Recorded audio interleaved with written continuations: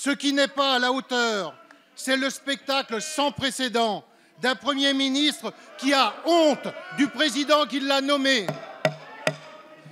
La question que l'on doit vous poser à ce stade est simple, Monsieur le Premier ministre. N'avez-vous pas vous-même honte d'être encore le chef du gouvernement de François Hollande? Car si vous pensez réellement ce que vous avez dit, vous auriez dû démissionner.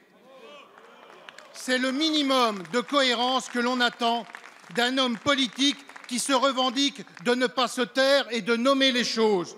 Mais pour cela, Monsieur le Premier ministre, il ne s'agit pas de faire des phrases, il faut avoir du courage.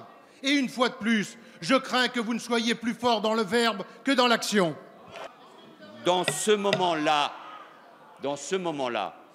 où le pays est toujours sous la menace du terrorisme, dans ce moment-là où nous connaissons toujours un chômage de masse, dans ce moment-là où il y a tellement de doutes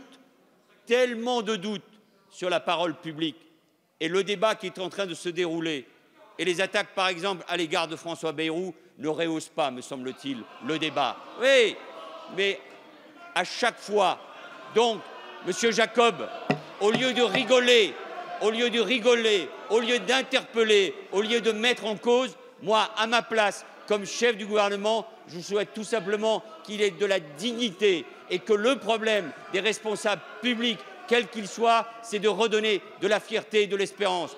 Je vous laisse à vos sarcasmes. Moi, je n'ai qu'une seule boussole, la France et la gauche et la France, parce que je ne veux pas que vous arriviez au pouvoir, parce que je pense que nous pouvons prolonger ce quinquennat et parce que ce dont les Français ont besoin, c'est de retrouver, oui, de l'espoir, parce que c'est ce que nous devons au pays et ce n'est pas vous qui pouvez le proposer.